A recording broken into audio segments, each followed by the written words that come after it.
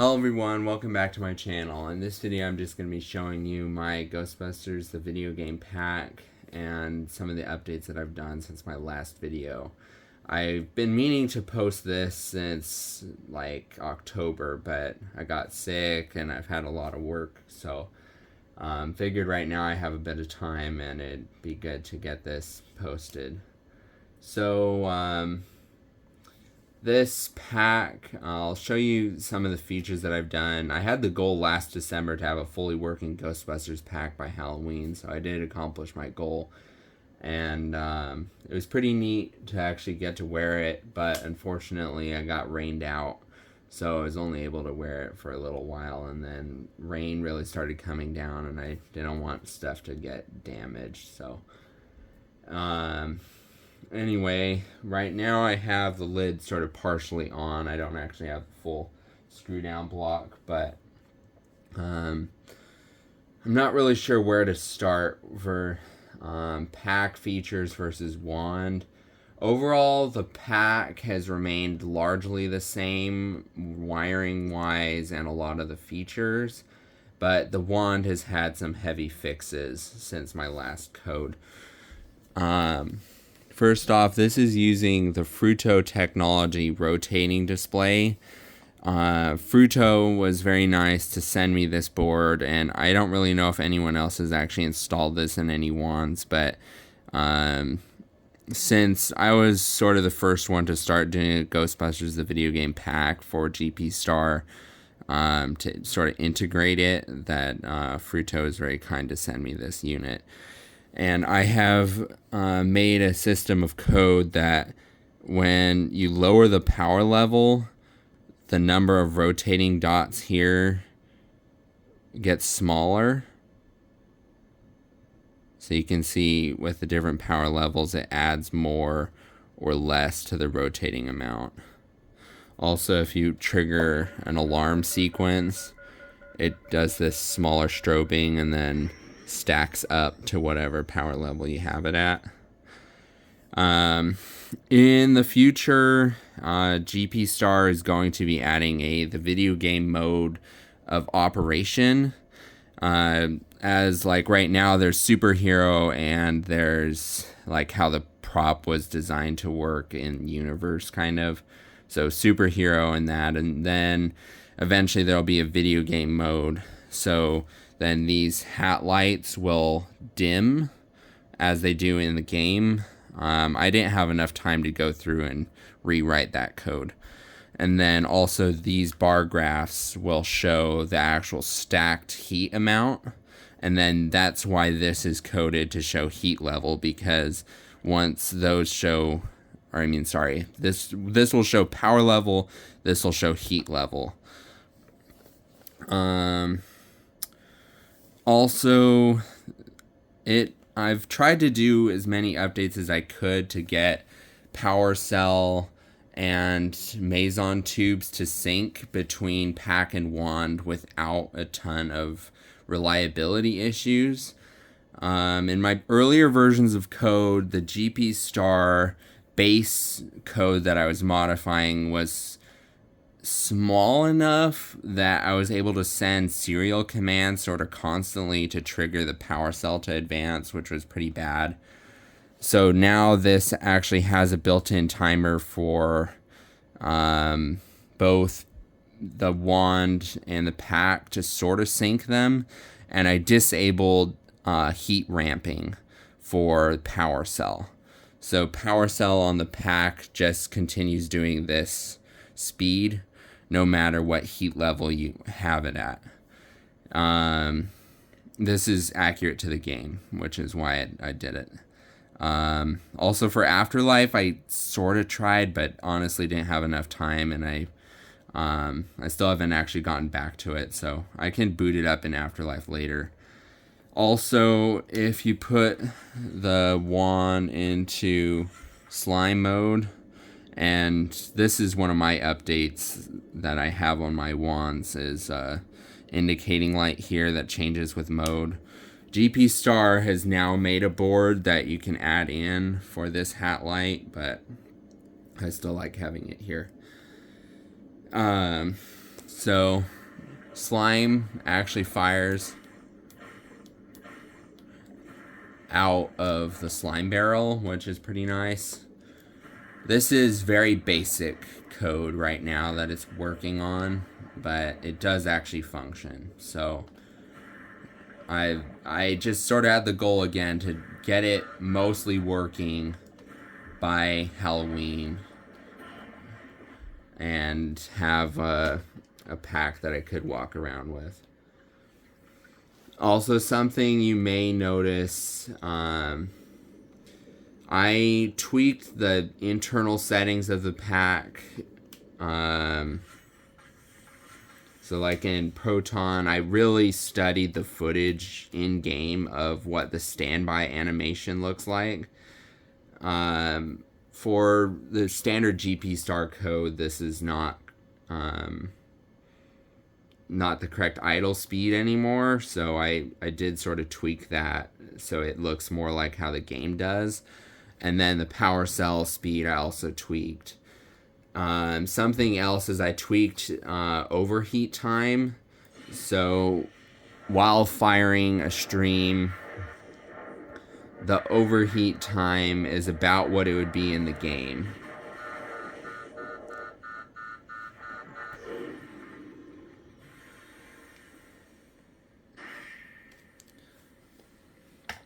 I can also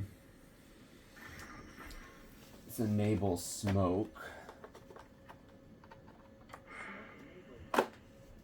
just so you can see that as well. So you can see the vent on the top is smoking. Another neat thing is I added overheat ability to the alt fire modes, which hasn't been added in the GP star code yet. I'm sure they will. And another thing that I might do, or I'm sure GP star will eventually, is I tracked how long it takes to overheat while firing for proton, for stasis, for meson, for slime, and also the alt fire overheat times. So for like boson, it's about 4. So I made it that if you fire 4 times, it'll overheat the pack. So that is something that I did add. Right now, I don't have the correct amount for stasis, because technically for stasis, when you do the blast, you would have more shots than just 4. But still, that's how that is. Since my code is kind of a hack, it's not really baked into the GP star code as well as it could be eventually. Some of my features are still a bit buggy. That for I'm gonna turn off smoke so I don't get gassed out. So when you do the alt fire overheat modes, the ramp here can get glitched. So right now it's working where it does actually speed up the ramp. Also the pack will auto cool like it does in the game. So I did this for both regular fire and alt fire, that heat stacks and it will cool off. So if I start firing the stream, the speed here will ramp eventually and you will get the alarm beep. And then if I continue firing, it'll actually overheat the pack instead of starting from the beginning. This was something I had working a long time ago, and then since I've had to keep sort of baking my code onto the GP star each time that there's a new release, I've sort of fallen behind, like with my slime barrel animations and with the overheat, that it was just something I didn't reintegrate. Trying to think what else I've done. I also upgraded these to be 9 LEDs instead of the 5, which again Fruto was very kind to send me. And I do appreciate the 9 LEDs, especially for like slime, to actually have more LEDs to flicker. So, and I actually was able to turn on the 3 LED mode, and I don't think it looks weird. So I think that's a plus. Something else that I did, and I'd be happy to share with people if they're interested, is I 3D printed lenses. And then I found this like, it's kind of like a tint film that I put on, and I kind of intentionally made these look bad. So if you were to look at them closer, they're kind of bubbly and they kind of look aged and scratched, and that's kind of on purpose on my part to make them look like they're a dinged up piece of machinery versus it being super slick and clean. But I was able to 3D print caps that are the perfect size for the internal, because originally I bought these that are acrylic and they were supposed to fit a HasLab pack, but for some reason all 4 lenses are the exact same size, and for actually putting them in the lid, that doesn't work because the smaller ones, there should be smaller here and bigger here. So I actually made correct size lenses and redid this, and now the top lid actually sits flatter. Another thing I kind of recommend doing, I don't know, it might vary pack to pack, but I actually trimmed this bit here because I noticed that was one of the main problems with this not sitting flat, was just simply bad plastic fitment on Hasbro's part. So anyway, that's not really video game related, but just overall improvement. You may notice in here looks different than most packs would. I like to go overboard on my internal pack design. Definitely not necessary, but kind of cool nonetheless. You can see if I go to like Proton, it does all the modes how GP Star does it, but I added purple underglow lights essentially on the outside, and that's just using grab some these like NeoPixel string lights. I found these on Amazon, like $15. I've used these a lot in some of my modern projects, but for a lot of the pack side, I actually did it with just like strip lights. So you can use either or though. I kind of like these though because they're waterproof, really durable, and it's like fail safe, so you don't have to worry about them really breaking, so they're nice and easy to glue in. Basically though, I added another string to the pack because in my brain, why not? So I added an extra Meson tube that does sync the same with the rest, and again, they might vary a tiny bit since these aren't on the same, but for sure between the upper pack Meson tubes, these are synced. And the reason why is because in the game, if you look in the basement of the firehouse, Egon has sort of a workbench set up, and there's a disassembled pack, and there's actually a Meson tube in the inside of the Cyclotron. I'm guessing that this is probably just like he unplugged one of the Meson tubes from somewhere else and just left it laying there, but I figured it would actually be a cool feature since there's room here, and to kind of again have more of this internal aspect of the pack that seems more like a functional standpoint, that it just kind of made sense to me that there'd be more Meson assembly here. So the Meson tube here actually glows more of an orange color compared to the top, which glow more of just like an incandescent. And yeah, so I think it's just kind of a neat feature. Also, it was just lucky that originally when I 3D printed the Meson tubes for the pack and wand, that this was the first print that I ever did, and it came out super big, so that it just worked out perfect. Another thing that I want to show is the side of the pack.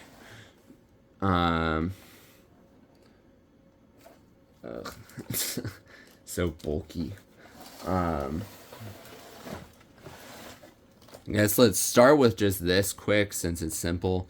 I added a magnetic mount, so this is just simple and easy to click on.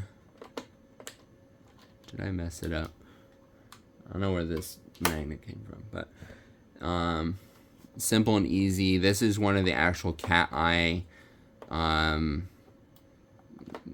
I don't know, flashlights, or like bike flashlights that would have been similar to what was used on the slime blowers in Ghostbusters 2.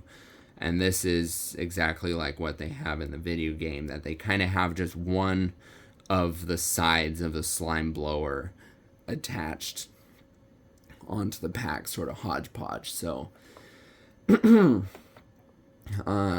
basically the switch on the top actually cuts power, so you could shut this on and off. And these are actually neopixels in here. There's like 3.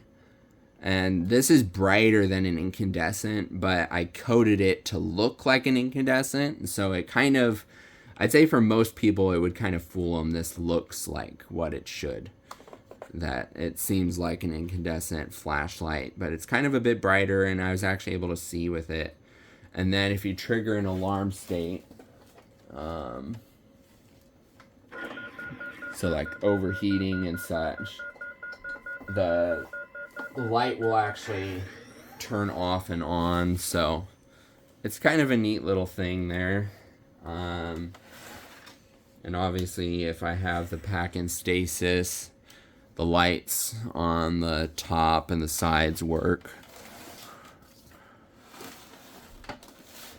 I wanted to show, though, I coated more to this. On my pack, since it's kind of a combination of what a real life pack and a video game pack would look like, because the video game pack isn't entirely useful, or it doesn't really make sense to have in real life all of the stuff on it. So the health bar I didn't think was really necessary. Or sorry, health bar, and then this would be ghost health, and then that was heat.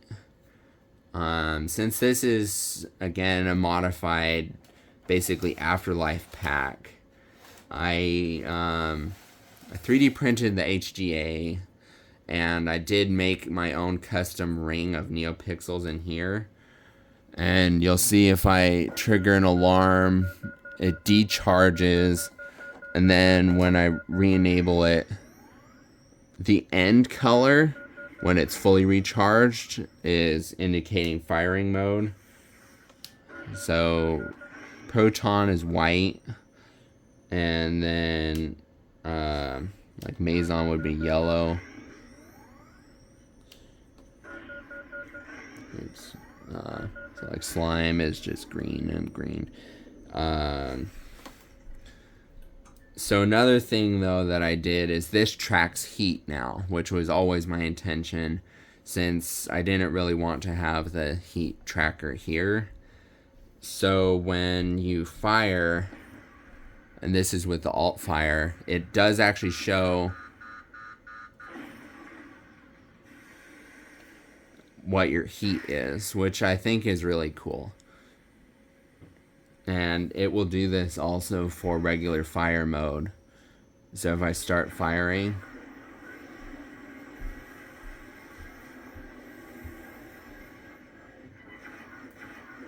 and this is mostly based on the actual GP star code, that they don't start ramping until you see this.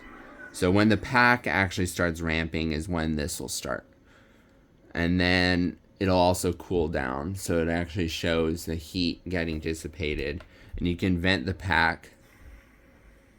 So you can vent the pack manually to get rid of any stored heat. Oops, did it one too many times. But I think it's really cool because this is finally seeming like a functional pack, that it's not really lacking any features that I was originally intending to put on. So if I, and then I can vent it,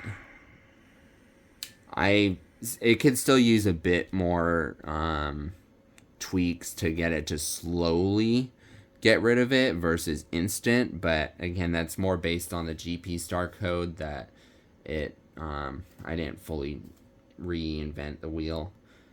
So that's I think that's a lot of the features. Eventually I will be reintegrating my remote functions. I had this in my like August version of pack code, that with this button I could actually power on and off the pack. I could switch cyclotron mode, smoke on and off, and I was planning on, you know, being able to change modes, year, all these functions, and have it just in the click of a button, but I haven't done that. So just because I had to re-update all of my code for October, so it's just kind of I didn't think it was necessary to have. I can also show it in Afterlife mode.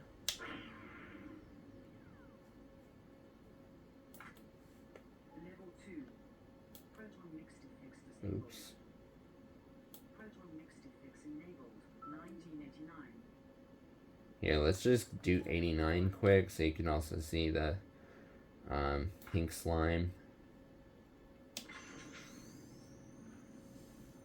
So pretty much all the functions stay the same, but it'll have pink slime instead of green.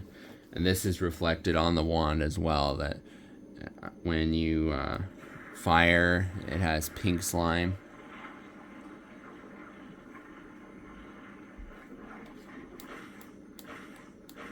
I always kind of like the pink slime color, so I think that's neat. Other than that, not much else changed. And again, the indicator light there shows for slime in pink. Go ahead and power it down.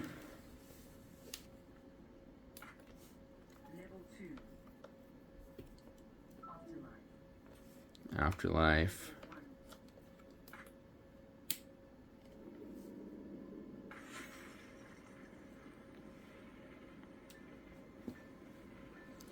Yeah, so the power cell is handling better than I thought. That it still is remaining synced. And this is how the side is actually supposed to look, that it sort of stacks here first and then does both. That's exactly how it is in the game. So, yeah, Afterlife is handling better than I remember it. I must have done a little bit more updates on it.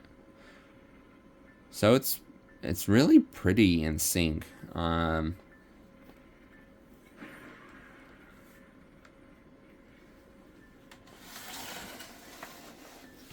And can change it over to Proton.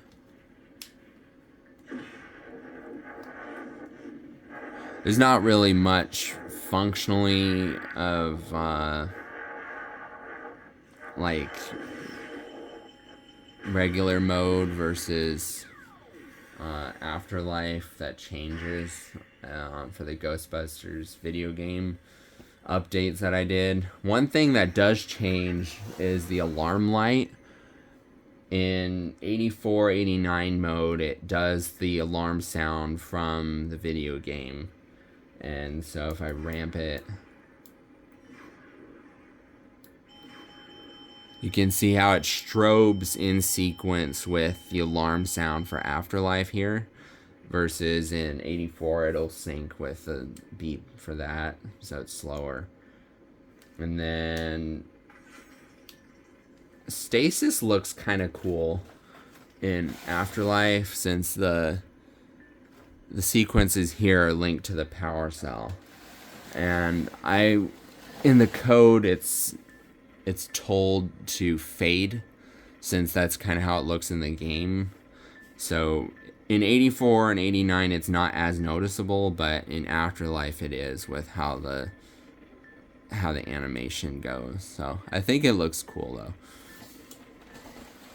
On the side, it also does work on that door. So, and this is a custom 3D printed door that I did. It sort of fits. It's not perfect, but since the game has 4 bars here instead of 5, it's kind of a different shape. And eventually I'll still be planning to get the blinkers for the door here synchronized to the wand, because in the game this light and this one blink in unison with that light, and the side that's this blinker. So that'll be a future thing. I'm trying to remember if I did any other things, but I'm pretty sure that's the gist. If anyone has any questions about my updates, just let me know. I'm happy to answer any questions that you might have.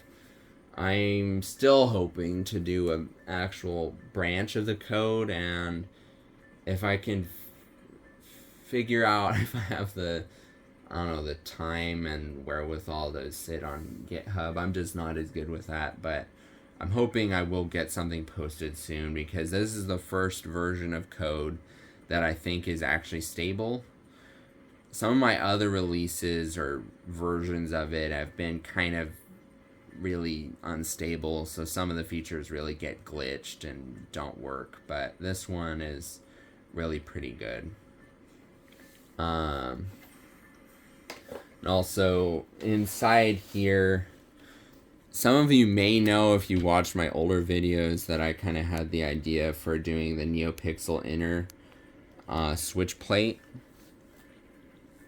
because I made the first handmade one, and then Fruto was again nice enough to send me their prototype board. So this is now Fruto's design. But still, these are my animations that I made, whereas GP Star has their own. So I kind of like the way this goes, where it shows on the top blue LED here, that's smoke state. So when it's blue, it means that smoke is off. And then if you flip the switch, it'll turn sort of more of a yellowy orange. And then the one there indicates the cyclotron spin direction. So that's what that does. And then the bottom one indicates if the LEDs on the side are writing or not. So when they're going up, it turns green. When it's turning off, it turns red.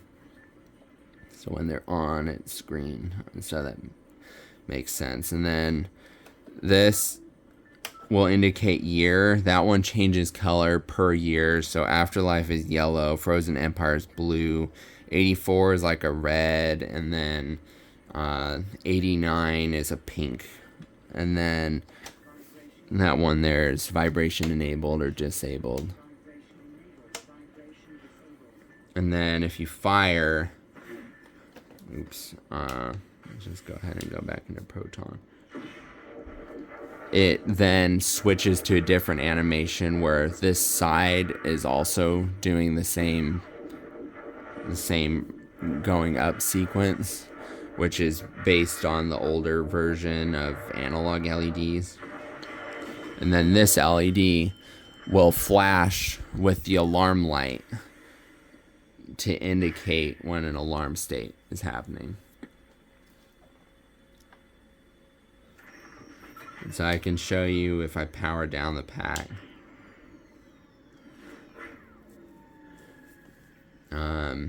What these look like with the different years.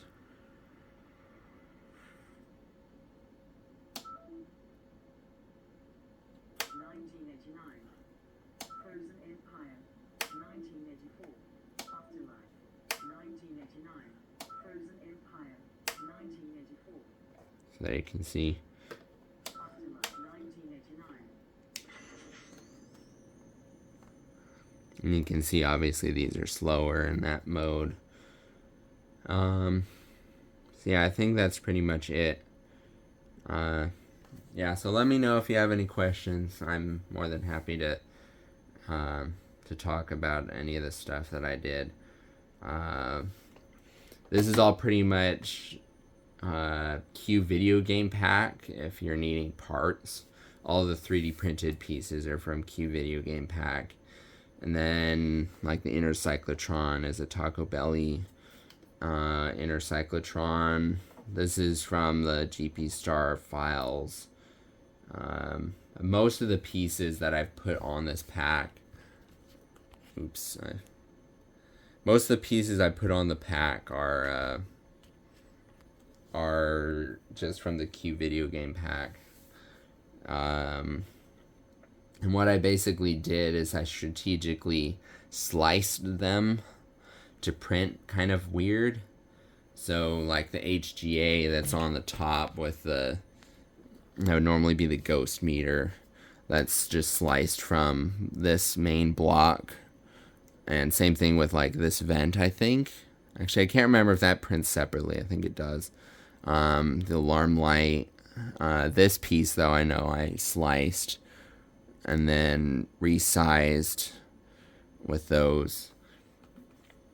And it's interesting because I have sort of multiple sets of added pixels, which I've talked about in my other videos, but I have one set for the stasis lights and one set for the rest, and then one set for these added inner cyclotron.